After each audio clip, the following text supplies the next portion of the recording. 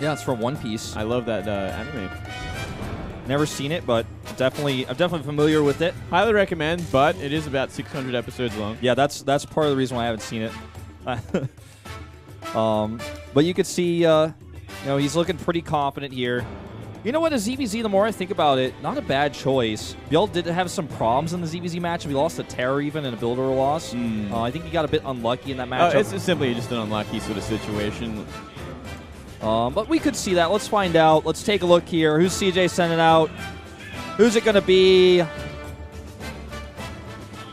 This One Piece music hyping us up for it. Oh, man, I'm actually nervous.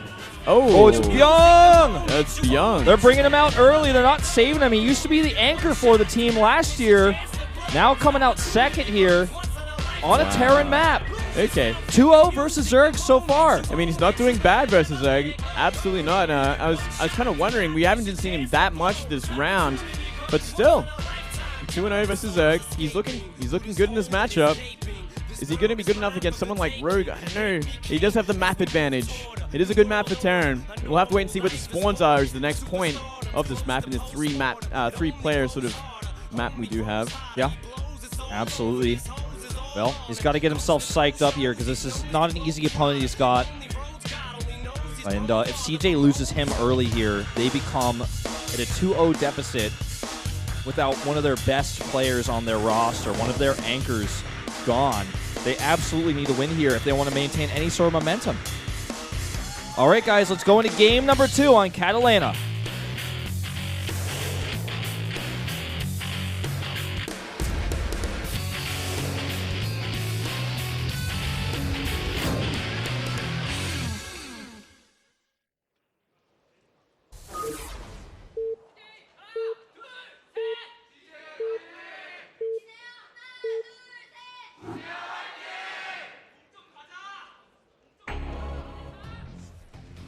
All right, over here at the 9 o'clock, the challenger. It's Bjorn for CJ Entis. Up here at the top, it's the winner, Rogue. Can he do it again? He does have a nice positioning against Terran on this map. He can get a pretty decent third base away from the Terran, which is something you always want. If he was in the sort of like the 6 o'clock position, he'd have a bit of an awkward time. He'd have to get like that middle third base instead of the one to the left.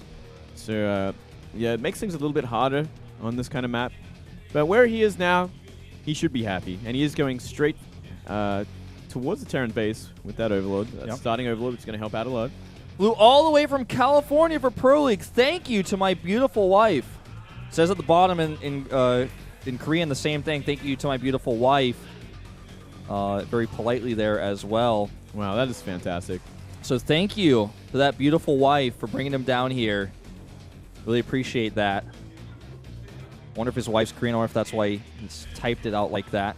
Maybe he's just like the best wife in the world, and then like sent him to Korea to watch professional StarCraft. Just been saying, he says Pro League is fun and tasty there on that sign. Didn't quite see the bottom part. Something for 7 years. Maybe he's been coming for 7 years. Most likely what that said there. Wow. Maybe he's saying that's why he's been coming for 7 years, because Pro League is fun and tasty. Absolutely. Can't argue with that, especially when there's pizza in the house. Seeing the, when we get back to the game, I guess, we'll be seeing a Reaper expand. Yeah. From Byung as the opening. Against a 15 pull from Rogue. So Rogue taking a little bit safer sort of route. Gonna try and get those 6-lings out in the map as soon as possible. Very safe approach. I like how he's been doing this. In the first game, already taking the third base, going into a bit of a mind game, and then now in game 2, going ahead and dropping that pool first. Ooh, and a pretty early gas. Yeah, gonna get that speed pretty early on. Not a bad choice on this map. It is kind of hard to deal with Reapers. If the player so chooses to go for extra Reapers, I mean, you got that back door which is wide open that Reapers can just jump up. And we do see a second Reaper queued up, so it is going to be multiple Reapers. So good choice to get link speed in good timing. Yeah, and that's the advantage that this Overlord has. You can go ahead and see this first Reaper, and he knows what's up, 100%. And the information that's missing here for Byung is that gas. He doesn't even know that that's out. He doesn't know it's a pool first. So the second Reaper for him is blind. Nope. Queen comes out. He's like, crap. Okay, it is going to be pool first. He knows exactly what's going on. Still see him make the second Reaper before he expands, which is okay. Not a bad choice. I mean, Reapers just in general are just great to have on the map. Do you think that because he's going to make that second Reaper, he's just going to, do that Hellion Fault with some aggressive Hellion play with the Reapers in the army? He's even queuing a third one now. Looks like that's definitely what we're going to see here. Yeah, Reaper Hellion, fantastic on just about every map. It really helps denying and creep and queen damage and trade very efficiently. And I mean, these Reapers get to the main base of the Zerg so quickly because of that backdoor. So you can kind of build up damage on that main queen. Or just simply go for the drones. They are going around the backside, going to be looking for a few shots. Yeah, might be able to get one here. Oh, so close. Should be able to get one. Ooh, barely sneaks behind that pool there. Just misses out. Should be able to save those Reapers. Close call, though. Lings coming over here. That third Reaper actually going to protect the CC, although it was slightly delayed. And there's nothing to defend these units that are about to pop out of those eggs either, so... Okay, the Queen comes out just in time. Make me eat my words. Yeah. And that Overlord sees the third command center as well. So he knows exactly what's going on. Rogue's in a pretty comfortable position. Obviously, we'll be a lot more comfortable once his link speed is finished. Ooh, can possibly lose. Oh, good Spore cancel there. Yeah, very nice. In fact, we might lose a Reaper here. Pretty close. Does escape. Yeah. A lot of close calls in this game to start things off, Moonblade. Yeah, it's pretty intense. Pretty high level here. Especially for the Zerg. It just gets so difficult. And when that third Reaper finally meets up, if he so chooses to, they can just two-shot drones as well. So if you're out of position with your queens and lings, you can take a lot of damage very quickly. But he is scared of that link speed. It is around the 6-minute mark, so it's generally when the link speed is going to be done. Hidden Hellbat tech here in the main base. Oh. And he's going to deny this Overlord as well, keeping him far away here from finding out what is going on. Oh, this is a very intelligent build, especially after showing the third CC. He's like, he's being greedy. There's no way he's going to try and kill me early on. And we don't see really anything here. And we finally see a spine crawler at the front of the natural, but it might be too late for Rogue. He doesn't have much else tech. He is making a few more lings and an extra queen. So we should have maybe 3, possibly 4 queens out when this finally hits. Yeah, Hellbat's already transformed here. And like you said, those queens already marching the way across here. 22 lings on the way. Oh. With only 2 Hellbats, lings can be okay support here with these queens. But when the rest of the Hellbats arrive, it gets tougher. This should be okay. If he gets a good surround on them, he may be able to just make something work. We are going to see 2 Hellions try for the main base. Great spine here, and all those 22 lings pop out at the opportune moment. And these Hellbats are going to have a tough time. I like this actually just going back into Hellion mode to try to escape. Doesn't look like it's going to happen, though. No, a little ambitious. If he had waited for like 2 more Hellions to join up with these Hellbats, things just get so much harder for the Zerg. But simply just everything 2 split up. There's Hellions given away in the natural, and there's 3 Reapers and 2 Hellions given away at the third base. Makes for a very easy transition to the mid game and a very easy sort of period of droning. Yeah, he absolutely knows he has nothing to worry about. It's Byung who now has to be on the defensive. Making Banshees with Cloak, continuing Hellbat production. We could see Mech. We don't see any more Marine production. It starts to seem more likely that is what we are going to see here for Byung. And with that third CC, it kind of lends itself towards that. Byung, a player who likes to go for Mech. Even actually famous for going Mech in the TVP matchup. But, he's got a tough spot right now where he's kind of has to play on the defensive. It's going to be tough to actually land that third CC for a little while. Yeah, this could be tricky. I mean, he's only started spores now. Maybe this Banshee might be able to do a little bit of damage. Same time with these Hellbats, I think they're getting ready to kind of move across the map and maybe do some more damage in this third base. There is more than enough. There's only lings here to defend against it. And one of the scariest things for Zergs is if they identify just a little too late, it is going to be mech. It can be a huge problem going into the mid-game. We do see the wrong upgrades being made with obviously melee attack. We do see no Roach Warren. We see no desire to going into mute attack or anything like that very early. So it gives Terran a lot of time. It can be very scary. Oh, nice plant. That was very nicely done there. And 2 Hellions get caught as well, and this is just not going Byung's way right now. A few Hellbats do join up, so that's going to be a bit of a concern because he doesn't have any roaches. He's just got pure Ling Queen against a ton of Hellbats over here. Yeah, a lot of queens though. That's 5 queens is going to help out. It's going to really push him back.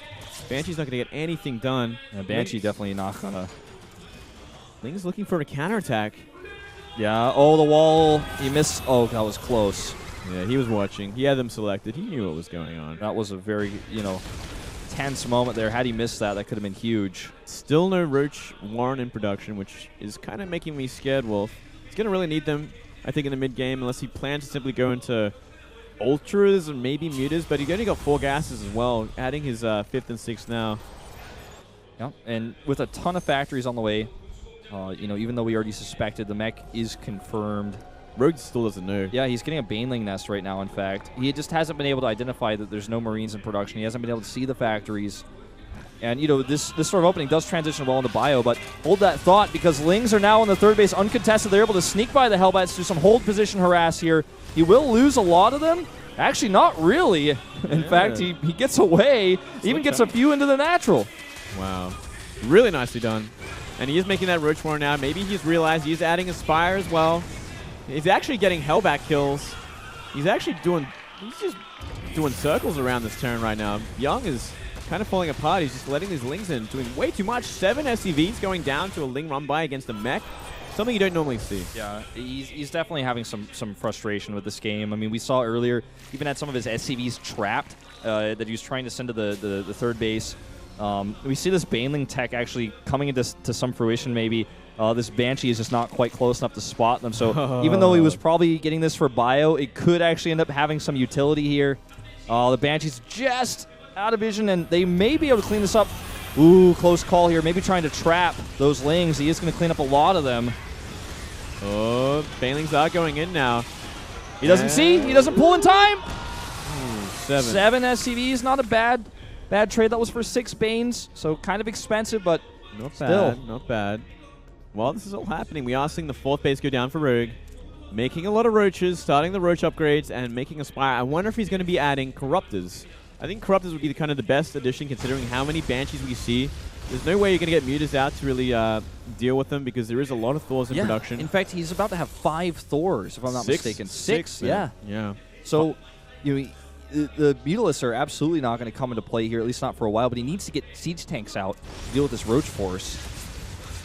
Siege tank's going to help. I mean, even with like a lot of Thors, you can deal with Roaches to an extent. If you have enough buffer with Hellbats and obviously a lot of DPS from the Banshees. I mean, there's a lot of Banshees out right now. You see 4, and that is more than enough to kind of really help out and deal with Roaches. And they will, of course, benefit from that +1 for mech. You know, they're going to have that extra attack, so something to consider. Not just regular vanilla Banshees here. This Barracks falls. It means you can't make any more factories, so that is somewhat significant here, but it looks like it is going to escape. Yeah, that's a hard kill for Queens. Actually, he might end up getting that. It's getting pretty low. He's going to have to repair it. Yeah. I don't even know if he really wants to make any more factories. Not for a while, right? Yeah, 3 base, 4 factories. 5 factories, sorry. Yeah, that's more than enough. Oh, Ling's coming here again to the natural. Oh, no. This has been such a pain, not only in the natural, but the main as well. Young is having a really hard time here. He's now moving across the map with this insanely strong, tough mech army that does have that Banshee support. Well, this is the big problem, right? There is even tanks in this. And he can bulldoze just a few Swarm Hosts. You know, seeing them siege up now. These Swarm Hosts are going to have to get back. He's going to have to make more. He's making actually a ton of Banelings, 22 Banelings. Yeah, you know, if they can actually connect on those Hellbats, they'll do great. He doesn't move the Swarm Host. Looks like he wanted another wave of Locusts. More and more scans going down. He's losing a lot of these expensive units. Roaches, like you said, in small numbers, not enough to deal with this massive Thor count. This might actually be too much. This might be, you know, he's losing, you know, his Queens here. Once he loses that, the Banshees have free reign on the Roaches. I think he's going to go for that sort of like Nest T Baneling bust on Thors and see if the magic happens. Here we go. Well, Nest T made it work, but I don't think it's going to happen here. A few Thors go down, but there's now 4 siege tanks in the mix with a ton of +1 Banshees. And over here, this army looks like it will eventually be cleared up.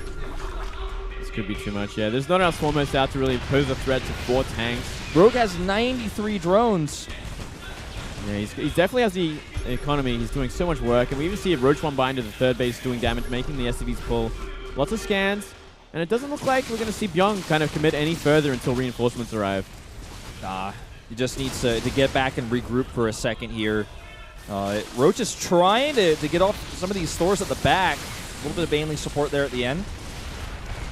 These Banshees are so useful because if you want to bring Queens up with this, they have to go so far. They have to get so out in front. If you just leave the Banshees at the front of the army, the Roaches or whatever you want to fight that mech army with is going to take some damage from those Banshees before they can close the distance.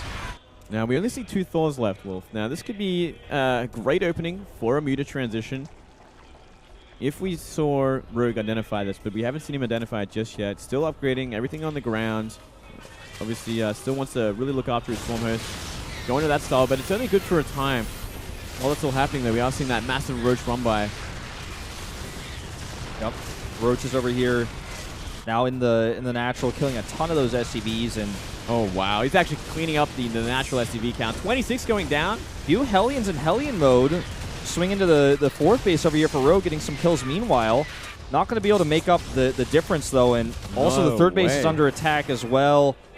36 SCVs going down right now. It just doesn't stop, Moonglade. He's lost so many workers this game. He even lost a couple of tanks. Like, the 2 tanks were trying to deal with the Lings in the third base. Lings just ran up and killed them both. So you can't afford to be losing tanks either, especially when you're fighting against Swarm Hosts. And Rogue has so much larva. You know, he just made 16 drones plus. I think he made even more than that. This is what I happened to catch on the production tab. So he's already back up to where he wants to be. He's got the money to do so. And he's got Byung on the defensive. He's got him back trying to turtle on 3 bases. This is so interesting. It's just really just such a style that we see from Byung that doesn't normally work, especially against the likes of Mech. Because Mech usually has pretty robust in his defense. His tanks are just usually in position. But Byung is just consistently out of position for these run-bys. Yeah. I mean, his worker count now is insanely low at 34. And even Mules can't quite make up that difference. Oh, these Banshees over here are getting some work done. He's able to eliminate the last of the Spore Crawlers at this base, so he may even be able to... Let's see what he decides to do. Okay, just going to try to get some of these drones. A good burrow here. Queens do finally show up, and he's going to have to leave. But yeah, I mean, economy-wise, Rogue in a much better position, a much more comfortable position. And essentially, Byung is just in shambles right now. Like, to run by is just simply did too much damage. We see the natural almost completely empty at this point. And the third base is slowly but truly getting back up, but no SCVs on gas. And you need gas as a mech player, but I guess when you're focusing simply on remaking SCVs, you need the minerals just a little bit more. Yeah. A few Roaches over here just kind of suiciding into this mineral line using Burrow. Killing 6 SCVs. This base does get taken out. Not sure if it was canceled or not, but... it was killed, essentially. Yeah. Just got dominated. Yeah, and he lost another drone, so that's going to be a little bit delayed, but it's not... I feel as big of an issue here because he does have the much better income and he still has these cost-efficient Swarm Hosts. Yeah, you're still a base up, so you're fine. We are seeing that Muta switch finally, and we only have 3 Thors on the map. Versus 18 Mutalisks we're talking here. Granted, the Thors do have +3 attacks, so they can kill Mutas very quickly. He's got to be very careful to kind of make sure he's all spread out, ready to deal with them. We already see 1 Thor exposed to the top. Where do you think he's going to hit with these Mutalisks? Do you think he's just going to try to kill the tanks right away at the front? He can, and he should, actually. Like, if he's identified how few sort of anti-air defenses there are, like only 1 turret, like near 5 of them, 6 of them, he should be able to just fly in, Magic Box, and deal with the Thor, deal with the turrets, and force a GG. Well, looks like he's going to do just that. Going on top of the tanks now. Thor gets Magic Box first, exactly as you predicted. Boom, it's gone. Banshees and tanks aren't going to do anything about this. And once he starts to eliminate some of those tanks, even the Swarmos and the Locust can help out. And this is looking like a disaster. This is Byung's worst nightmare. Tanks being picked off one by one, almost one-shotting them here, even with that bounce damage. This is just way too much. There's simply nothing left. Without the tanks, like, the rest of Rogue's army just shuts everything down. The Swarm Hosts alone can do work with those Locusts. Once the tanks are gone, Roaches sneak in. GG. Really nice game from Rogue. Really putting on a clinic on how to do run-bys. He just did simply way too much damage and forced the Terran into pretty much a GG scenario just from counterattack damage. Yep. His worker count was never where he wanted it to be. And even without scouting mech until very late on in the game, even going for Banelings, he really did do so much run-by damage. I would have liked to see how many workers were killed in that game. I could guarantee you the number is quite high. Probably like 60 or so. Oh, maybe more than that. For like the game time as well. It's like it wasn't a very long game, but yeah, the amount of SCVs that went down was ridiculous. And that gives him a 2-0 lead going into merry-go-round. Not a bad Zerg map. You've lost Byung as well, one of your key players. Things are looking bad for CJ. I think they bring out BL now. I think they have to on this map. I think so too. Unless they're going to use someone like Bunny, I think they have to. Well, if Byung can't get the job done, it's tough to argue the case for sending Bunny out here, right? I mean, Byung does do a very unique style. He's very, mech focused oftentimes, like he was today. The ZVZ on Foxtrot feels like a gamble to me though, because then you're just down. If you lose builder-wise, or you get behind, or you can't make that work for one reason or another, then you really just got SOS left in your corner. Sejong not a bad map to put SOS out on if it comes to that. But actually, no, it's going to be Foxtrot, not Sejong. That's game number 4 if it comes to that. So I don't know, man. I don't want to say SOS needs to come out now, but when you're down 0-2, there's not a lot of good choices you can make. Yeah, well, I mean, looking at I feel like they're running out of options. I mean, I think the only 2 players left they have, unless they want to go to a TVT with Sky High, is Hero and Byul. I think, like, looking at it, like, what else can they do? Yeah. I mean, were they going to send out Sora? Does he have something special planned? I think we've just seen that already. I mean, Sora has come up with some weird snipe strats in the past. Sometimes in PvP, sometimes in PvT. He's once a really strong player for CJ, but I feel like he's just not there right now. He's just not up to the caliber of these other players. And, I mean, just looking at, like what you said, I mean, if you want to look at the players by strengths alone, those probably are your last 2.